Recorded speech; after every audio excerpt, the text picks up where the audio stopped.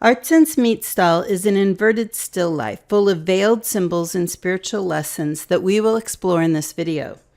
This is a complicated piece that requires some context to appreciate. You can find my blog post on the backstory to the meat stall on my website. You can find the link below. At first glance, we are viewing a still life that is dominated by various kinds of meat, most notably the ox head with its baleful eye that centers the foreground scene. The work is vivid. We can all but smell the meat and hear the flies buzzing. If you have ever walked by an open meat stall, those sensory memories will flood back looking at this picture. Some have referred to Aertsen's meat stall as a slow burn picture. The more you look, the more you see. Slowly the details reveal themselves, each either deepening your understanding or raising questions to be answered. To do this work justice, we will be examining each section separately. Palms out, the symbol for Antwerp. In the top left of Aertsen's meat stall, the artist has included details that ground the painting firmly in the geographical area and culture of Antwerp. Discreetly tucked away in a corner, we find a pair of hands that are facing out. The motif of two hands is from the coat of arms of the city of Antwerp and is based on the myth of a giant troll. Duran Antigion, the troll, collected a fee from all of the merchant ships that tried to travel up the river to Antwerp to trade. If merchants tried to cheat Antigon or not pay the tax, he would cut off their hands. Then the brave knight Bravo saved the day, putting an end to the troll's tyranny, and he cut off his hands. According to the myth, this is how the city of Antwerp got its name. In Dutch, worpen means hand throwing. The pair of hands is also carved into the walls of the city, and it is believed they were included here to tell the viewer that the commission for the work was from the city of Antwerp. Just over from the hand plaque, we find a red pole with several markings upon it. In white paint or chalk, we find parallel lines flanking an X, the letters G and B, and a small bell. The top markings are believed to be a merchant's identification marks, and they were often put onto boxes and crates. They could also be accounting marks. Some have suggested that the X and lines are meant to be a disguised symbol of the cross. Northern artists were known for tucking all sorts of small details into their works that supported and alluded to underlying spiritual themes, so this is certainly possible. The letters G and B are an abbreviation for the Latin gens bona, or the good people. In between the letters is a three-leaf clover that is associated with the Trinity. Together, they are thought to be the symbols of the Eucharist. The small bell occurs in other works of this time and is believed to reference the small bells that were rung during Mass in the Middle Ages. The bells were rung at the precise moment that the host, or the communion bread, was elevated. The belief being that this was when transubstantiation takes place. Transubstantiation is the conversion of the substance of the Eucharist, the wine and the bread of communion, into the blood and the body of Christ. The reading of the bell as a reference to communion is strengthened further by the wine jug that is sitting on the shelf next to the pole and the pretzels, or bread, that are hanging on the peg below. In particular, the pretzels are curious to me. Everything else fits the offering of a meat stall, but the pretzels are out of place. Pretzels, 3 lobes, recall the Trinity, and they were frequently eaten during periods of fasting, especially during the season of Lent. Lent, the period the Church prepares to remember the death of Christ on the cross, is an essential theme to this work. Now we move on to the meat, which is impossible to ignore, as the meat is what dominates the work. The variety and realism are impressive. Because this work is monumental, measuring 45 by 66 inches, the meat and the birds are life-sized.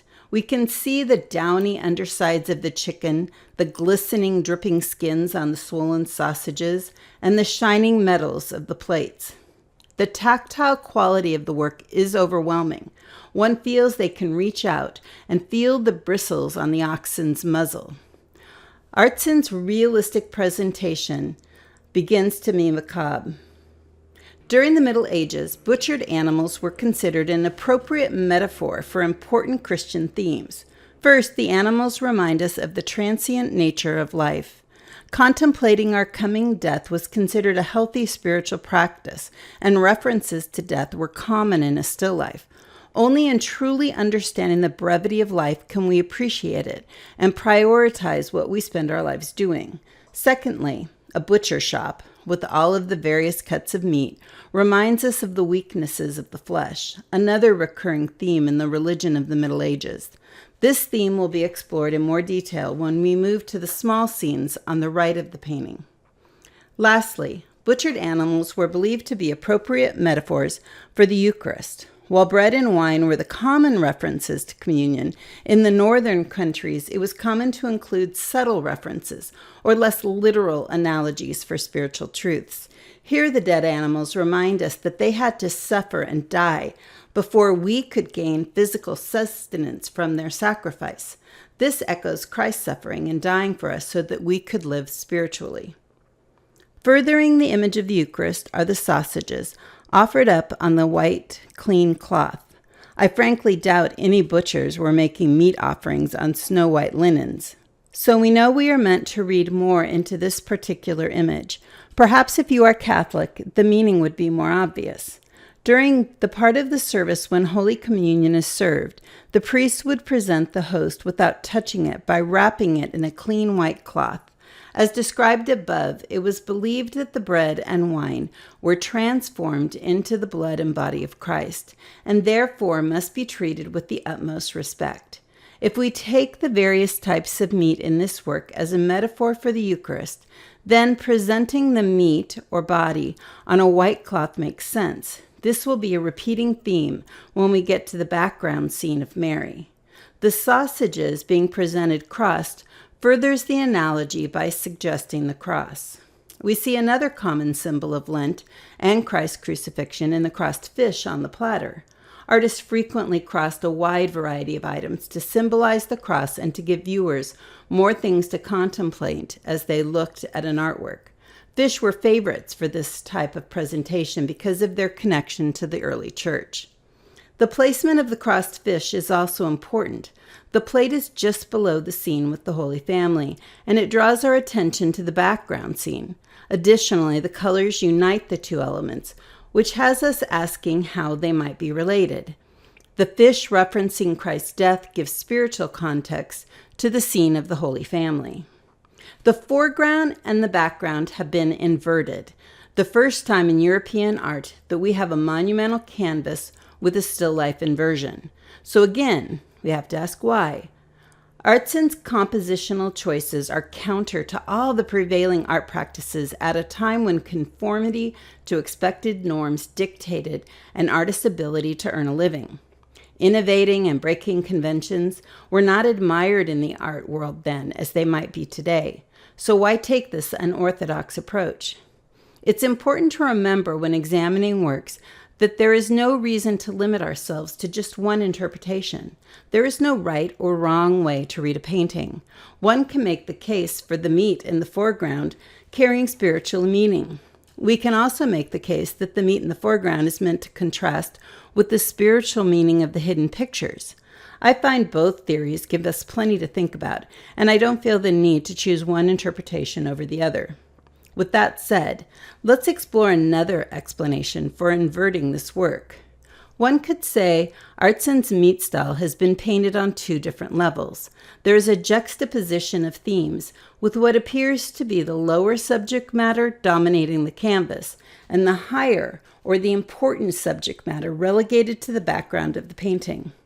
In going about our day-to-day lives, we are naturally focused on the things of this world. What will we eat? What do we wear? How will we pay for those things? Every generation throughout history has had to deal with those same preoccupations. This is the universal experience of humanity, and from this universal reality arise many of our problems. Once our basic needs are met, it is easy to keep our eyes focused on the temporal and slide into gluttony, greed, and lust. Shifting our focus from the physical delights of our world to the spiritual truths that give meaning and substance to our existence can prove difficult. looking past the bounty and the potential for lavish meals in the foreground of the work, to consider the scene of Mary sharing her bread with a child in the background takes effort. The foreground speaks to our carnal desires, while the background asks that we consider eternal themes and spiritual food. Although the scenes are not continuous, they are meant to be read right to left, with each scene taking us further and further into the painting. Just as the meat of the foreground could represent our carnal life, with the background work bringing out spiritual themes, the background scenes also move from worldly concerns to spiritual ones. On the right, we have feasting, drinking, and sex, contrasted with the left side with pilgrims moving toward a church and the Holy Family caring for the poor. In the far right upper section of the canvas, we see an indoor scene with 4 people, 2 men and 2 women. The device of a cutaway wall was frequently used in Northern art so that we can view what the people inside of a house or barn are doing.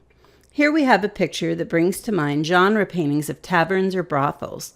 We could also find this portion of the canvas reminiscent of works of the prodigal son. One of the men warms himself by the fire, or at least that's the common understanding. I find the positioning and facial expression of the man odd. The women sit by an open window and do not appear to be suffering from the cold, and so the need to not just be next to the fire, but to take this position seems extreme. Anyone have any thoughts on this? The 2 women are chatting with a man who appears to have been walking past the house and is leaning in the window. At first glance, there is nothing untoward in this, but if we allow our gaze to move to the next scene, we will see mussel and oyster shells scattered about on the ground. Mussels and oysters were considered an aphrodisiac and were often used to infer lust or sexual immorality. The shells alter the scene from a neighborly visit into one of worldly pleasures with erotic undertones. Another odd addition to the scene is the carcass of an ox with a white towel hanging from a wooden rod. The butchered ox further connects this background scene with the Butcher's Guild, perhaps physically tying this room with others that would have been in the butcher's hall. The rod with the white towel is truly out of place, yet it is never mentioned in the research I did on this work. I find that both curious and compelling. Oddly, and we should note oddities when we look at paintings, a white cloth appears 3 times in this work in places that don't make sense on a practical level.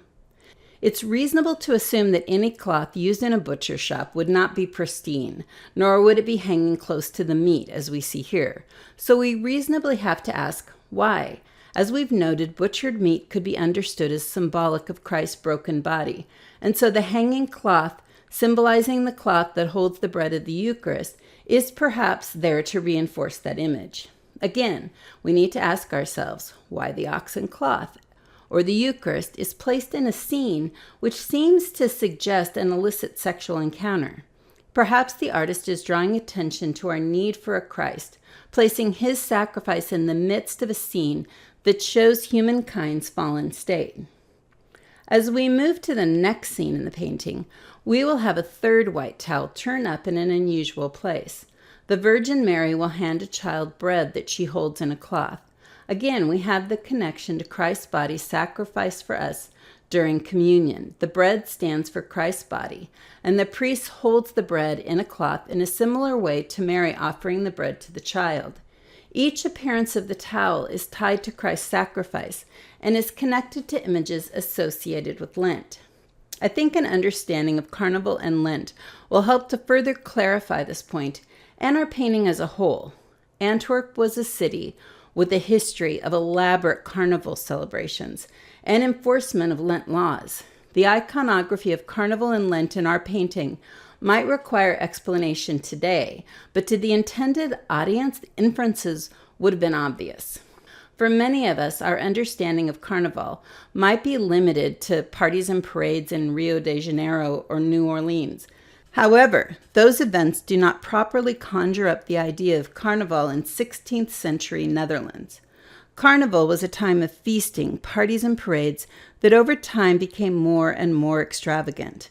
Lent was a 40-day period that preceded Easter and was meant to mimic the 40 days that Christ spent fasting in the wilderness. This period has strict dietary restrictions along with additional church services and prayers. With origins in European folk customs, Carnival was a time of feasting at the ending of winter. In traditional farm cultures before the age of mass transit and refrigeration, it was not winter that was the hardest to get through in terms of food. It was the beginning of spring.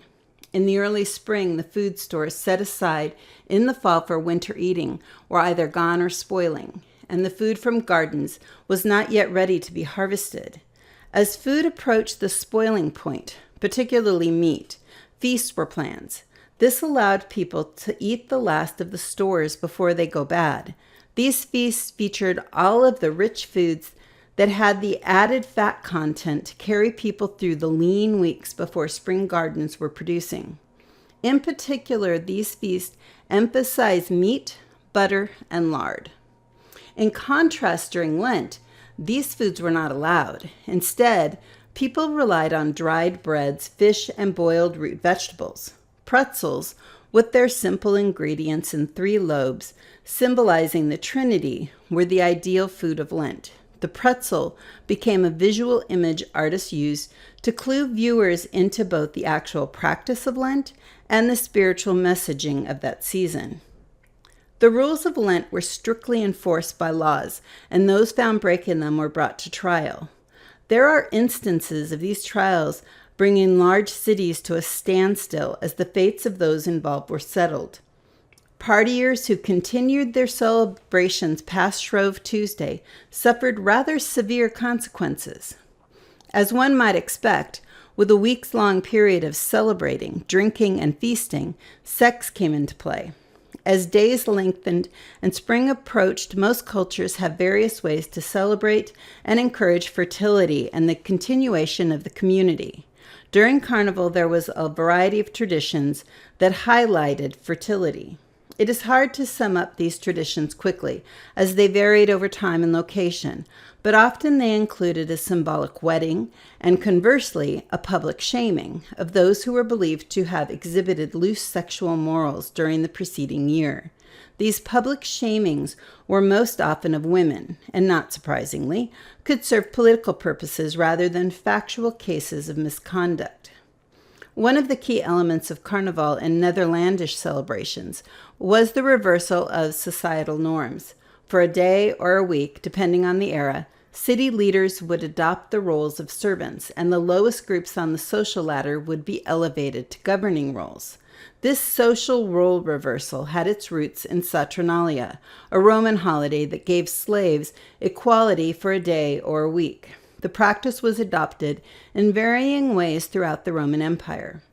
Artists were fascinated with this aspect of the celebration, as seen in the works of several Netherlandish artists, including Bruegel's The Fight Between Carnival and Lent. The inversion of social roles is an interesting consideration given this entire painting is an inversion. We can appreciate how the artists have used inversions in several ways to create thought-provoking images. To complete the image of Carnival, we will move forward in the painting to the man in red who is drawing water. Moving to this next scene, we see a man dressed in red pouring water into a jug. He is surrounded by oyster and mussel shells that are strewn around the ground. We know that this man is a butcher by his red tunic and the tools of his belt. Only butchers were allowed to wear these distinctive red shirts, which not only let the viewer know his profession, but also his social standing. In the 16th century, the Antwerp Butchers' Guild was one of the wealthiest in Europe. There was a strict limit on the number of butchers allowed, and those memberships were passed down to the next generation, creating generational wealth and prestige. As we've noted above, we also have the scattered shells around his feet, which are an accepted indication of lust and sexual activity. We might have felt we were reading too much into the feasting scene, making it provocative rather than just neighbors interacting. However, the addition and sheer number of shells scattered on the ground clears up any confusion for the viewer. If we follow the implied messaging of the hanging carcass and white towel being symbolic of Christ's body sacrificed for believers, and therefore hinting at the offering of the body during the ceremony of communion, we can reasonably wonder if the blood-wine element of the Eucharist is also present.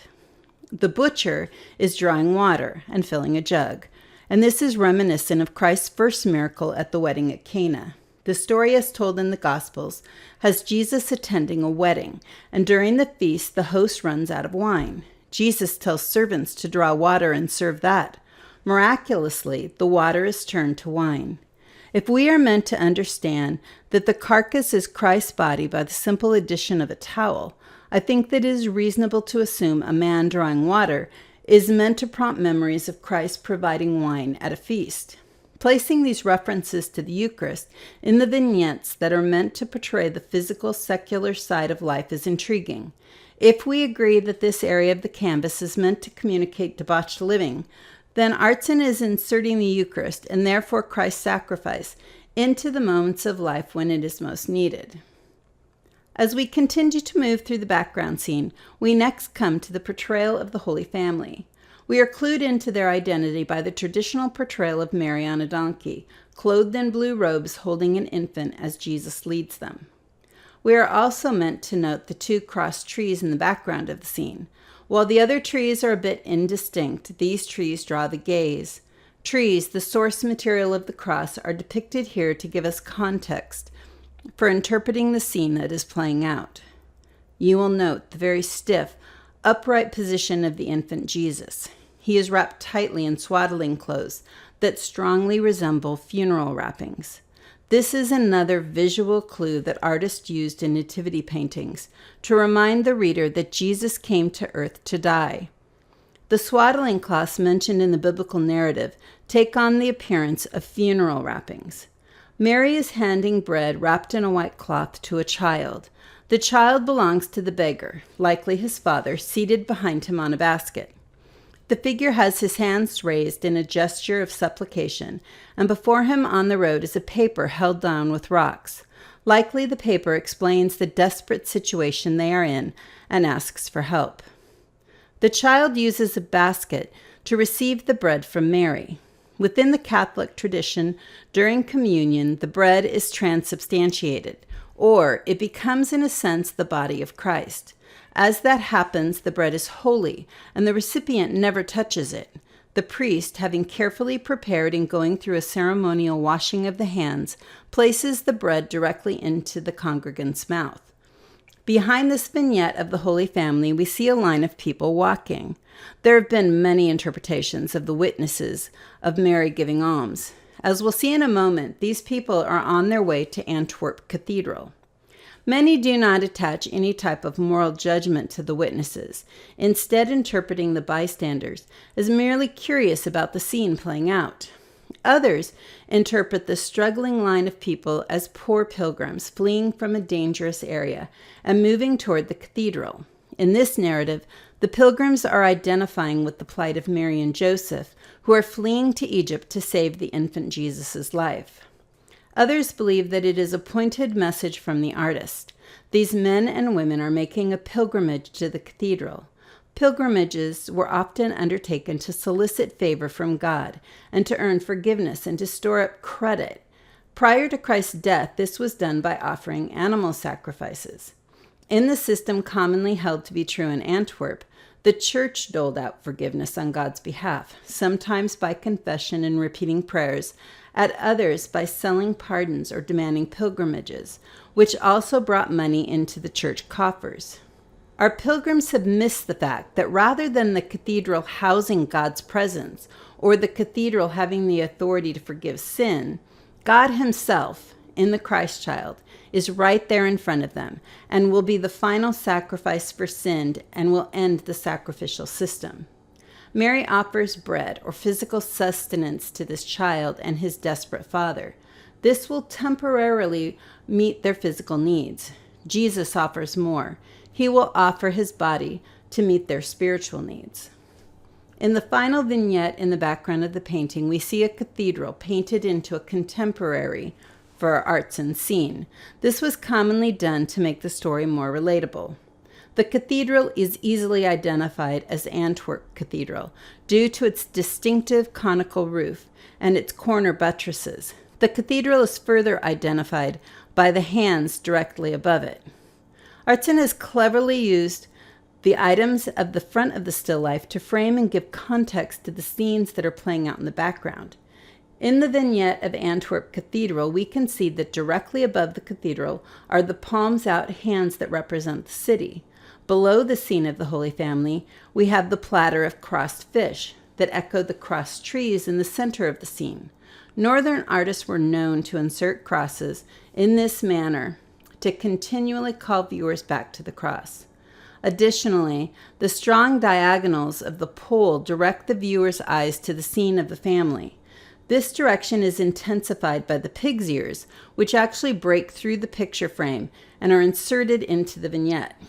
The scene with the butcher drawing water is beautifully framed by the beams of the stall itself, and our attention is directed there by the drips that are coming off the intestines hanging by the meat.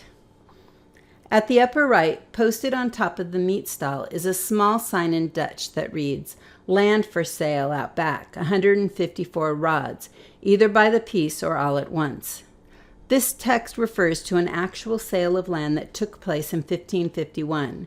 It must have been important to the picture's original meaning, because the sign appears in all four almost identical versions of the meat stall that Aertsen painted.